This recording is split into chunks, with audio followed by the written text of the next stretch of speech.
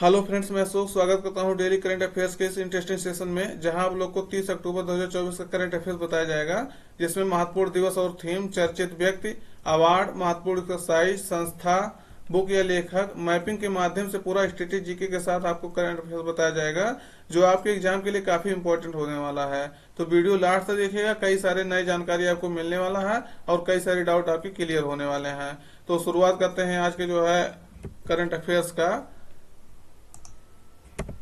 देखिएगा, क्वेश्चन है पहला कि युवा आपदा मित्र योजना के तहत 2 लाख से अधिक वॉलेंटियर्स को जो है प्रशिक्षित करने का निर्णय लिया गया है। तो इसे कब लॉन्च किया गया था, यानी युवा आपदा मित्र योजना जो है कब लॉन्च किया गया था, ये चीज पूछा जा रहा है। क्योंकि सरकार ने अभी जो है 2 लाख से अधिक लोगों को यानी वॉलंटियर्स को जो है ट्रेनिंग देने के लिए बात किया गया कि आपदा के समय वो मदद कर सकें। तो ये कब लॉन्च किया गया था? विकल्प में 2016, 2018, 2020, 2022। सही उत्तर आपका रहेगा पहला 2016 में। इसको मई 2016 में लॉन्च किया गया था, इंपॉर्टेंट हो जाता है। इसके बारे में थोड़ा सा डिटेलिंग देख लीजिएगा कि इसको मई 2016 में लॉन्च किया गया था। युवा आपदा मित्र योजना में जो है युवाओं को आपदा के समय लोगों की मदद के लिए प्रशिक्षित किया जाता है। तो ये चीज आप इंपॉर्टेंट है, ध्यान दीजिएगा। इसका उद्देश्य है आपदा तैयारी और प्रतिक्रिया को जो है बेहतर बनाना। और इस योजना में जो है एनसीसी होता है, आप सब जानते होंगे, NSS, Bharat scouts and guide, इसको भी जानते होंगे, नेहरू युवा केंद्र के 20% जो वॉलंटियर हैं उनको जो है इसमें शामिल किया गया। यानी कहने का मतलब 20% वॉलंटियर्स जो हैं इसमें रहेंगे और सब अदर रहेंगे। तो इम्पोर्टेंट हो जाता है, यानी आपदा के समय ये जो है काफी बड़े लेवल पे काम करने के लिए तैयार रहेंगे। आप कभी भी आपदा आएगा तो ये लोग जो है इतना ट्रेनिंग दिया जाएगा कि उसमें जो है ज्यादा से ज्यादा हेल्प कर सकें। तो इम्पोर्टेंट हो जाता है, याद रखिएगा। इसको 2016 में युवा आपदा मित्र योजना लॉन्च किया गया था, क्योंकि न्यूज में था और जो चीज न्यूज में रहता है उससे पूछा जाता है क्वेश्चन। अगला क्वेश्चन देखिएगा, राष्ट्रीय एकता दिवस के तहत नई दिल्ली में एकता दौड़ यानी रन फॉर यूनिटी को जो है हरी झंडी किसने दिखाई है? यानी एकता दौड़ जो है रवाना किया गया किसके द्वारा? तो विकल्प में द्रौपदी मुर्मू, नरेंद्र मोदी, अमित शाह, राजनाथ सिंह। सही उत्तर आपका रहेगा होम मिनिस्टर अमित शाह द्वारा जो है इसको हरी झंडी दिखाया गया है। तो इम्पोर्टेंट हो जाता है, ये जो है 2015 से यूनिटी रन फॉर यूनिटी जो है चलाया जा रहा। तो इम्पोर्टेंट है, इसको देखिएगा क्योंकि क्वेश्चन पूछने पूरा संभावना है। तो एकता दौड़ जो है जिसे रन फॉर यूनिटी कह रहे हैं, इसका आयोजन जो है सरदार वल्लभ भाई पटेल की जयंती यानी 31 अक्टूबर को मनाए जाने वाले राष्ट्रीय एकता दिवस, यानी जो सरदार वल्लभ भाई पटेल का जन्मदिन है उसको राष्ट्रीय एकता दिवस के रूप में मनाया जाता है। ये चीज आपको याद रखना है। इसके तहत जो है किया गया है 2015 में एकता दौड़ का जो है आयोजन शुरू हुआ था, यानी 2015 में इसको जो है पहली बार इसको शुरू किया गया था। तो इम्पोर्टेंट हो जाता है कब इसको, ये डायरेक्टली आपसे पूछा जा सकता है कि कब इसको शुरू किया जाता है। दूसरी नंबर कैसे पूछा जा सकता है कि मतलब ये किसके जन्मदिन के उपलक्ष्य में जो है मनाया जाता है? तो सरदार वल्लभ भाई पटेल जो है, जो देश के पहले होम मिनिस्टर यानी गृह मंत्री थे, उनके जन्मदिन पर जो है ये दिवस मनाया जाता है। तो ये इसको याद रखिएगा। और 31 अक्टूबर को इनका जन्मदिन पड़ता है। तो कल जो है, कल नहीं परसों, मतलब 31 तारीख को, सॉरी, तो 31 तारीख को जो है इनका जो है जन्मदिन है सरदार वल्लभ भाई पटेल का। तो उसको इनके दिवस पर जो है एकता दिवस मनाया जाता है पूरे देश में। तो ये देखिएगा, प्रधानमंत्री मोदी जो है 2015 में इसको शुरू किए थे। ये चीज आपको याद रखना है, एकता दौड़। और ये बोल रहे हैं कि एकता दौड़ जो है देश की एकता के संकल्प के साथ साथ विकसित भारत का संकल्प भी बनी।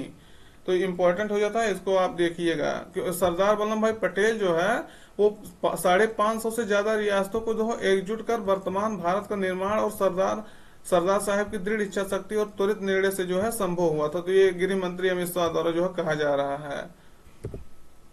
ये देखिएगा एकता दौड़ जो है किस तरह से निकाला गया। तो इम्पोर्टेंट हो जाता है, एकता दौड़ को जो उद्घाटन कौन किया है, मतलब इसको जो है हरी झंडी दिखा करके, तो होम मिनिस्टर अमित शाह। यहाँ दिल्ली के जो उपराज्यपाल और सब कई जो है लोग यहाँ उपस्थित थे, लेकिन इसको जो है अमित शाह ने हरी झंडी दिखाया है। ये देखिएगा अगला क्वेश्चन, ये क्वेश्चन आपको बताया गया लेकिन ये इम्पोर्टेंट क्वेश्चन इसलिए जो है इसको फिर से बता रहे हैं, थोड़ा सा मतलब अलग चेंज करके क्वेश्चन। वर्ल्ड जस्टिस प्रोजेक्ट है 2024 जो है, वर्ल्ड जस्टिस प्रोजेक्ट जिसे कहते हैं, के रूल ऑफ लॉ इंडेक्स में भारत का जो है स्थान क्या है। तो ये कानून शासन सूचकांक में भारत का स्थान क्या है। पिछली बार देखिएगा यही क्वेश्चन आपसे ये कवर किया गया था कि विश्व न्याय परियोजना के तहत कानून शासन सूचकांक में शीर्ष स्थान पर कौन सा देश रहा है। तो वहां जो है डेनमार्क था। और यहाँ जो आपका क्वेश्चन क्या है, भारत का रैंक क्या है। तो ये आपको बताना भारत का रैंक क्या है। विकल्प में 69, 79, 94, 110। तो सही उत्तर आपका रहेगा बी 79। इंपॉर्टेंट हो जाता है 79 जो है भारत का इसमें स्थान है, 79वां। ये आपको याद रखना है क्योंकि जो है 142 देश इसमें जो है शामिल हुए थे, पार्टिसिपेट किए थे। तो ये चीज आपको ध्यान रखना है। ये देखिएगा यही चीज आपसे कल बताया गया था पूरा। तो डेनमार्क इसमें पहले स्थान पे है, और वही देखेंगे डेनमार्क, दूसरे नंबर पे नॉर्वे, तीसरे नंबर पे फिनलैंड, चौथे नंबर पर स्वीडन। तो ये आपका सीरीज है, मतलब चारों जो है फर्स्ट, सेकंड, थर्ड, फोर्थ, ये चारों रैंक है। और 142 देश इसमें शामिल हुए थे, और 142वां स्थान जो है नाइजीरिया को मिला था। नाइजीरिया, ये चीज आपको कल बता चुका है, हाँ कल या परसों। तो ये चीज आपको याद रखना है। भारत की रैंक आपको भारत के परिप्रेक्ष्य में जो है थोड़ा सा हम कम बताए थे, तो इसको हमको लगा कि इसको फिर से बता देना चाहिए, तो हमको इसको फिर से बता रहे हैं। तो 79 रैंक भारत जो है इसमें पाया है। तो देखिएगा 142 देशों में भारत जो है 79वें स्थान पर है। इस रैंकिंग में डेनमार्क, नॉर्वे, फिनलैंड, स्वीडन आपसे बता ही दिया शीर्ष देश पर है। वहीं दक्षिण एशिया में देखें तो भारत जो है 79वें स्थान के साथ जो है नेपाल और श्रीलंका के बाद तीसरा स्थान प्राप्त किया है। नेपाल जहां 69 पाया है, वहीं श्रीलंका 75 पाया है। तो ये चीज आपको याद रखना है।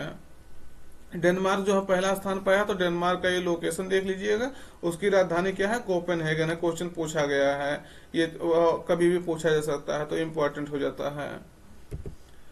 देखिएगा वर्ल्ड जस्टिस प्रोजेक्ट द्वारा इसको रिलीज किया जाता है। यही आपको यहाँ कई क्वेश्चन बन सकता है, कौन रिलीज करता है, विश्व में प्रथम स्थान कौन सा है, ये चीज भारत की रैंक क्या है। तो कई सारे इसमें जो क्वेश्चन बन सकता है, तो इसको आपको ध्यान रखना है। सबसे लास्ट स्थान पे कौन है, तो ये भी आपको मतलब सब देखना है। अगला क्वेश्चन देखिएगा, किस रोग के बारे में जागरूकता बढ़ाने के लिए सरकारी भवनों को जो है लाल रंग से सजाया गया है। तो इम्पोर्टेंट हो जाता है, यानी लाल रंग से पूरा जो है उसको उसमें जो लगाया गया रोशनी, तो इम्पोर्टेंट हो जाता है। विकल्प में है डिसलेक्सिया, एड्स, डेंगू, टीबी। तो कौन सा सही उत्तर आपका रहेगा। तो डिसलेक्सिया के जो है संबंध में जानकारी फैलाने के लिए, जागरूकता फैलाने के लिए ये दिवस जो है, ये भवनों को जो है लाल रंग से सजाया गया है। आपको एक चीज बता चुके हैं कि जो है अक्टूबर मंथ जो है डिसलेक्सिया के जागरूकता मंथ के रूप में मनाया जाता है।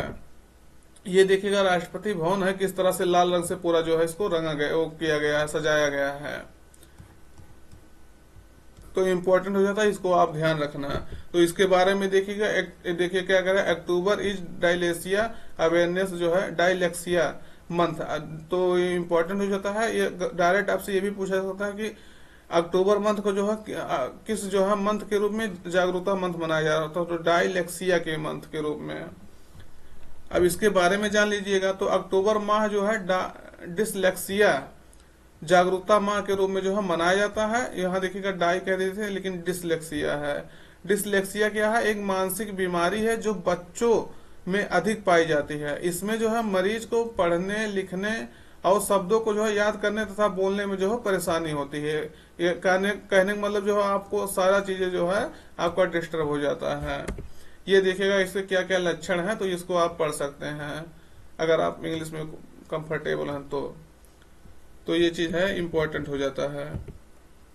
हाँ दोस्त, अगर पहली बार चैनल पे आए हैं तो चैनल को जो है सब्सक्राइब कर लीजिएगा, क्योंकि जो है आप जितना सब्सक्राइब के माध्यम से आप जितना सपोर्ट करेंगे, उसी हिसाब से नया नया वीडियो आपको और अच्छे क्वालिटी में हमेशा जो है प्रोवाइड करते रहेंगे। और आप हमेशा ये देखेंगे हम अपनी क्वालिटी के साथ कभी समझौता नहीं करते और ना करेंगे कभी। तो आप जो है इसको देखिएगा निश्चित रूप से पूरा वीडियो। और अगर चैनल में पहली बार आए तो सब्सक्राइब कर लीजिएगा और अपने मित्रों तक भी वो पहुंचा दीजिएगा। और जो क्वेश्चन पूछते हैं उसको बताया करिए। अगला क्वेश्चन देखिएगा, वर्धा वन्य जीव जो है अभ्यारण्य, यानी वर्धा और ये अभ्यारण्य और वर्धा जंगल सफारी का उद्घाटन जो किस राज्य में किया गया है। तो विकल्प में है राजस्थान, गुजरात, उड़ीसा, महाराष्ट्र। सही उत्तर आपका रहेगा गुजरात। इंपॉर्टेंट हो जाता है, इसके बारे में देखिएगा कि गुजरात के देवभूमि द्वारका में जो है इसका उद्घाटन किया गया है। और गुजरात में जो आप सब जानते होंगे एशियाई शेरों का जो है दूसरा अभ्यारण्य है, पहला अभ्यारण्य जो है गिर नेशनल पार्क है। तो यह जो बना है वर्धा, तो ये दूसरा अभ्यारण्य होगा। पहला अभ्यारण्य कौन होगा? पहला अभ्यारण्य कौन है? गिर नेशनल पार्क। दूसरा ये वर्धा जो है अभ्यारण्य हो जा रहा है।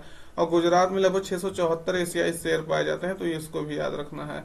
और ये द्वारका वाले क्षेत्र में जो है इसको उद्घाटित किया गया है, यानी उद्घाटन किया गया है। तो ये देखिएगा वर्धा हिल्स यहाँ है, तो इसके आसपास जो है यही गिर पहाड़िया है, गिर यहाँ है। एक मिनट, मतलब ये देखिएगा इधर आपका वर्धा है, तो इसको आप देखिएगा, इंपॉर्टेंट हो जाता है। अगला क्वेश्चन देखिएगा, इंपॉर्टेंट क्वेश्चन है। देश के पहले सांसद जो है कौन बने हैं जिसने आयरन मैन चैलेंज, यानी आयरन मैन चैलेंज को जो है पूरा किया है? तो ये आयरन मैन माने आप सब जानते हो आयरन लेडी या आयरन मैन, इसको कहा जाता है कौन? जो सबसे उसमें पहलवान व्यक्ति होता है। पहलवान मतलब हर खाली पहलवानी सेंस में नहीं, जो अच्छे काम किया हो अपने, जो जैसे इंदिरा गांधी को जो है आयरन लेडी कहा जाता है, तो इम्पोर्टेंट हो जाता है। तो कौन पहले सांसद बने हैं जो आयरन मैन चैलेंज को जो है पूरा किया है? तो विकल्प में तेजस्वी सूर्या, करण सिंह, अभिषेक बनर्जी, पुष्पेंद्र सरोज। सही उत्तर आपका रहेगा तेजस्वी सूर्या। ये कर्नाटक से सांसद हैं, तो इन्होंने ये उपलब्धि हासिल किया है। इनके बारे में देख लीजिए, तेजस्वी सूर्या जो है कर्नाटक के बेंगलुरु दक्षिण से जो है बीजेपी के सांसद हैं, और ये जो है बीजेपी के युवा मोर्चा के राष्ट्रीय अध्यक्ष हैं। इनका उम्र लगभग 33 साल है। तो युवा भी हैं, युवा मोर्चा के राष्ट्रीय अध्यक्ष भी हैं, और युवा वाला काम भी किए हैं, क्योंकि अभी इसको बारे में बता रहे हैं क्यों जो है ये काफी इंपॉर्टेंट है। तो आयरन मैन चैलेंज जो है दुनिया के सबसे कठिन और प्रतिष्ठित ट्रायथलॉन, देखिएगा ट्रायथलॉन में से एक है। इसमें जो है क्या होता है, 3 चरण होते हैं, वही जिसको कहा जा रहा है ट्रायथलॉन। तो जैसे तैराकी इसमें हो गया, स्विमिंग, साइकिलिंग और दौड़ यानी रनिंग, तो तीनों जो है ये चीजें होता है। अब तैराकी में क्या होता है, इसमें जो है 3.86 किलोमीटर जो तैराकी करनी पड़ती है। और दूसरा जब ये आपका पूरा हो जाएगा तैराकी, तो आपको साइकिलिंग करना होगा कितना, 180.25 किलोमीटर। ये चीज आपको याद रखना है। तीसरे नंबर पे जब ये पूरा हो जाएगा तो 14.2 किलोमीटर की जो है मैराथन रेस जो है पूरी करनी होगी। यानी पहले जो है आप तैराकी करिए, फिर साइकिलिंग करिए, फिर दौड़ जो है रेस लगाइए, तो 42.2 किलोमीटर का रेस होगा। और ये सब आपको जो है लिमिटेड टाइम में 17 घंटे के समय में जो है ये सब आपको पूरा करना होता है। तो ये इम्पोर्टेंट है। देखिएगा ये कौन है, तेजस्वी सूर्या है, इनको याद रखिएगा। बेंगलुरु से, दक्षिण बेंगलुरु से जो है ये सांसद हैं, बीजेपी से जो है ये सांसद हैं, ये भी याद रखना है। अगला देखिएगा, 6वें एसीसी पुरुष इमर्जिंग टीम एशिया कप 2024 यानी ACC men's emerging team Asia cup किस देश ने जो है जीता है? तो विकल्प में भारत ए, अफगानिस्तान ए, श्रीलंका ए, पाकिस्तान ए। तो सही उत्तर आपका रहेगा बी, इंपॉर्टेंट हो जाता है। इसको कौन जीता है? अफगानिस्तान ए ने जीता है। ये देखिएगा इसके बारे में डिटेल, तो अफगानिस्तान ए ने जो है इसको जीता है। इसके बारे में देखिएगा, ये इसका आयोजन 18 से 27 अक्टूबर 2024 तक ओमान में हुआ था। ये चीज आपको याद रखना है। इसके विजेता जो है अफगानिस्तान ए हुआ है, उप विजेता जो है श्रीलंका हुआ है। और ये जो इसका आयोजन कौन कराता है? तो एशिया क्रिकेट काउंसिल जो है इसको आयोजित कराती है। इसका आयोजन जो है 2013 से हो रहा है, और भारत जो है जब 2013 में पहली बार हुआ तो उसका विजेता कौन बना था? भारत ही बना था। तो इम्पोर्टेंट हो जाता, तब से भारत अभी तक नहीं जीता है। तो भारत इसका पहला जो है 2013 में जब हुआ था तो भारत पहली बार ही जीत लिया था। इसमें कौन कौन सी टीम भाग लेती है? जैसे भारत हो गई, Bharat, Afghanistan, Pakistan, Bangladesh, Hong Kong, Sri Lanka, Oman, UAE यानी संयुक्त अरब अमीरात। तो इम्पोर्टेंट हो जाता है, ये जो है इतने देश इसमें पार्टिसिपेट करते हैं, ये आपको याद रखना है, ये इम्पोर्टेंट है। और ये जो एशियन क्रिकेट काउंसिल है, इसका अध्यक्ष जो है किसको बनाया गया है? ACC, Asian cricket council, Amit Shah के लड़के जय शाह को जो है इसका बनाया गया है। तो इम्पोर्टेंट हो जाता है, इसको याद रखिएगा। इसकी स्थापना एशियन क्रिकेट काउंसिल का 1983 में हुआ था, और इसका जो हेडक्वार्टर है वो कोलंबो है, श्रीलंका की कोलंबो में। तो ये कहाँ हुआ है इसका आयोजन? आपको बता ही दिया, ओमान में हुआ है। अब आपको यहाँ एक क्वेश्चन ये है कि इसका ओमान का लोकेशन आप जाकर के बढ़िया देख लीजिए कि इसके आसपास कौन से देश हैं। सऊदी अरब हो गया, यूएई हो गया, संयुक्त अरब अमीरात जिससे, और यमन हो गया, और इधर जो है अरेबियन सी हो गया, यानी अरब सागर हो गया, और यहाँ से कर्क रेखा होके गुजरती है। ये चीज आपको सबसे इम्पोर्टेंट है, पूछा है क्वेश्चन, तो ओमान से होकर कर्क रेखा जरूर जाती है। अगला क्वेश्चन देखिएगा, देश के पहले लेखक गांव यानी राइटर्स विलेज का जो है उद्घाटन किस राज्य में किया गया है? ये क्वेश्चन इंपॉर्टेंट है, पूछा जा सकता है। तो विकल्प में उत्तराखंड, हिमाचल प्रदेश, सिक्किम, केरल। सही उत्तर आपका रहेगा, ये आपका जो देखिए सॉरी, सही उत्तर आपका रहेगा उत्तराखंड। इंपॉर्टेंट हो जाता है। तो ये देखिएगा, देश के पहले राइटर्स विलेज का जो उद्घाटन कहाँ हुआ? उत्तराखंड के देहरादून से जो है लगभग 24 किलोमीटर दूर जो है थानो गांव है, तो वहां इसका उद्घाटन किया गया है। जब पूर्व राष्ट्रपति रामनाथ कोविंद और वहां के सीएम, गवर्नर सब लोग जो है इसमें भाग लिए थे, मतलब वहां उद्घाटन समारोह में गए थे, लेकिन इसको राष्ट्रपति रामनाथ कोविंद जो है इसका उद्घाटन किए थे। तो इम्पोर्टेंट हो जाता है, यानी लेखक के रूप में जो है वो पूरा गांव जो है विकसित किया गया है। देखिएगा थोड़ा सा डिस्टर्बेंस हो सकता है, क्योंकि जो है आप सब जानते होंगे दीपावली है, तो पटाखे जो है किस तरह से जो है शहर में फूटता है आप सब जानते होंगे, तो थोड़ा सा प्रभाव तो रहेगा ही। आप लोग मतलब आप लोग से यही हम कहेंगे कि आप लोग दिवाली मनाइए, निश्चित रूप से मनाइए दिवाली, लेकिन अपना जो पढ़ाई का फोकस है उसको पढ़ाई वाला थोड़ा सा कम हो सकता है उस दिन या उसके आसपास, लेकिन पढ़ाई कंटिन्यू आप रखिएगा। ये नहीं कि पूरा दिन त्योहार में ही बिता दीजिएगा, क्योंकि सबसे मेन उद्देश्य आपका पढ़ाई है। जब आप पढ़ाई होकर सफल रहेंगे तो आप जानिए आपका दिवाली भी सही रहेगा, हो सब त्योहार आपका सही रहेगा। और क्योंकि आप नहीं पढ़ेंगे तो अगला आप पढ़ेगा। आप निश्चित रूप से जानिएगा कि आप नहीं पढ़ेंगे तो ऐसा नहीं है कि कोई नहीं पढ़ रहा है। तो मतलब आप मतलब इसको ध्यान दीजिएगा और अपना पढ़ाई जो है जारी रखिएगा। लेक्चर थोड़ा बहुत इधर उधर टाइम निकाल करके, और जो आपको रीडिंग करना है उसको जो है टाइम निकाल करके जरूर करते रहिएगा। आप देख रहे हैं किस तरह से पढ़ा के लोग फोड़ रहे हो, तो देख ही रहे हैं। ये देखिएगा उत्तराखंड जो है सुन ही रहे हैं, मतलब तो उत्तराखंड यहाँ है, इंपॉर्टेंट हो जाता है।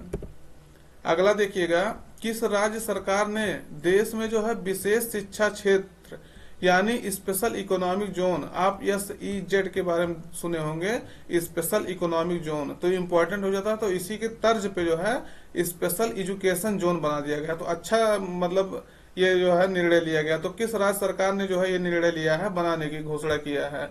तो विकल्प में राजस्थान, उत्तर प्रदेश, मध्य प्रदेश, हरियाणा। सही उत्तर आपका रहेगा उत्तर प्रदेश। उत्तर प्रदेश के मुख्यमंत्री जो है आदित्यनाथ ने जो है ऐसा घोषणा किया है। तो मुख्यमंत्री योगी आदित्यनाथ ने राज्य में शिक्षा को जो बढ़ाने के लिए 6 जिलों में देखिए लखनऊ हो गया, गोरखपुर हो गया, अयोध्या हो गया, आगरा हो गया, गौतम बुद्ध नगर हो गया, और बुंदेलखंड कोई जिला नहीं है, बुंदेलखंड क्षेत्र में कहीं जो है एक ये स्पेशल इकोनॉमिक जोन खुलेगा। तो विशेष क्षेत्र शिक्षा क्षेत्र जो है स्थापित करने की घोषणा किया गया है। इसमें लगभग 40 जो है मतलब एजुकेशन सेंटर जो है खोले जाएंगे। तो इम्पोर्टेंट हो जाता है, इसको आप ध्यान से देखिएगा, क्योंकि जो है किसी भी इसमें पूछा जा सकता है कि कौन से जिले में इसको नहीं खोला गया है। तो ये 6 जिला भी और प्रदेश भी याद रखिएगा, उत्तर प्रदेश में ऐसा किया गया है। अगला क्वेश्चन देखिएगा, अंडर 23 वर्ल्ड रेसलिंग चैंपियनशिप 2024 में जो है भारत कुल कितना पदक जीता है? तो भारत कुल कितना जीता है? तो 9 पदक जीता है भारत, ये आपको याद रखना है। इसके बारे में डिटेल देखिएगा कि अंडर 23 वर्ल्ड रेसलिंग चैंपियनशिप 2024 में जो है 21 से जो चैंपियनशिप जो हुआ था, तो 21 से लेकर 27 अक्टूबर 2024 तक हुआ था अल्बानिया में, अल्बानिया के तिराना में आयोजित हुआ था। और भारत इसमें जो है कुल कितने पदक जीता था? 9 पदक जीता था। इसमें 1 स्वर्ण हो गया, 1 सिल्वर हो गया, 7 कांस्य हो गया। तो ये आपको याद रखना है, 9 पदक जो है भारत जीता था। और इसमें गोल्ड देखेंगे कौन पाया था, तो गोल्ड जो है चिराग चिक्कारा जो है इनका नाम है, 57 किलो भार वर्ग में जो है इन्होंने गोल्ड अवार्ड जीता, गोल्ड जो है जीता था। तो ये आपको याद रखना है, इंपॉर्टेंट है, क्योंकि गोल्ड से ही ज्यादा करके उम्मीद है कि क्वेश्चन पूछा जा सकता है। इतना याद रखिएगा, भारत इसमें 9 जो है पदक जीता है। इसका आयोजन करता कौन था? तो यूनाइटेड वर्ल्ड रेसलिंग जो है इसका आयोजन किया है। जो इसका स्थापना देखेंगे तो 1921 में जो इसको स्थापित किया गया था। स्विट्जरलैंड में इसका हेडक्वार्टर है, किसका? यूनाइटेड वर्ल्ड रेसलिंग का। क्वेश्चन इंपॉर्टेंट है, पूछा जा सकता है। अगला क्वेश्चन देखिएगा, हाल ही में सैर ये गुल फरोसा या फूल वालों की सैर नामक उत्सव जो है कहाँ आयोजित किया गया? तो ये क्वेश्चन आपको लग रहा होगा कि क्वेश्चन मतलब कैसा है, पूछा नहीं जा सकता है, लेकिन SSC CGL 2022 में क्वेश्चन पूछा जा चुका है, इसको क्वेश्चन देखा गया है। तो विकल्प में है मुंबई, श्रीनगर, देहरादून, दिल्ली। सही उत्तर आपका रहेगा दिल्ली में जो है इस शो को मनाया गया है। देखिएगा इसके बारे में डिटेल्स। यह उत्सव जो है हर साल दक्षिणी दिल्ली के जंतर मंतर और सफदरजंग इनक्लेव क्षेत्र में जो है मनाया जाता है। इसमें जो क्या होता है, देश के विभिन्न राज्यों के कलाकार है फूलों के माध्यम से अपने कला का जो है प्रदर्शन करते हैं, यानी कह लीजिएगा फूलों के माध्यम से अपने कला को दिखाते हैं। इसका उद्देश्य क्या है कि दिल्ली और उसके आसपास क्षेत्रों यानी कह लीजिए एनसीआर क्षेत्र में जो है फूलों के व्यापार को जो है बढ़ावा देना है। तो इम्पोर्टेंट हो जाता है। फूल जो है आप सब जानते होंगे शहरों में फूल का जो है कितना मांग है, तो उसको बढ़ावा देने के लिए इसको आयोजित किया जाता है, इस उत्सव को जो है मनाया जाता है। याद रखना क्वेश्चन पूछा जा चुका है। अगला देखिएगा, किस भारतीय विमानपत्तन प्राधिकरण, सॉरी इसे देखिएगा किसे यहाँ है, गलती हो गया, इसको किस नहीं लिखा है, ये किसे लिखा है, किसे भारतीय विमानपत्तन प्राधिकरण है यानी एयरपोर्ट अथॉरिटी ऑफ इंडिया का जो है नया अध्यक्ष नियुक्त किया गया है। तो विकल्प में है विपिन कुमार, अभिषेक सिंह, राजीव कुमार, संजय कटिहार। सही उत्तर आपका है पहला है, विपिन कुमार को जो है इसका अध्यक्ष नियुक्त किया गया है। यानी एयरपोर्ट अथॉरिटी ऑफ इंडिया का अध्यक्ष किसे नियुक्त किया गया है, तो विनय कुमार को। ये बिहार के जो है आईएएस अधिकारी है, बिहार कैडर के, तो इनको ये नियुक्त किया गया है। ये देखिएगा ये है विपिन कुमार। तो इम्पोर्टेंट हो जाता है, याद रखिएगा। तो आज का सेशन यहीं तक रखते हैं। वीडियो कैसा लगा कमेंट करके जरूर बताइएगा, और आप लाइक कर दीजिएगा अगर पसंद आया हो वीडियो, अगर और अपने दोस्तों तक भी पहुंचा दीजिएगा। चैनल पे पहली बार आए हैं या अभी तक चैनल सब्सक्राइब नहीं किया तो दोस्तों चैनल को सब्सक्राइब कर लीजिएगा। फिर मिलते हैं नए सेशन में किसी, तब तक के लिए टिल देन टेक केयर।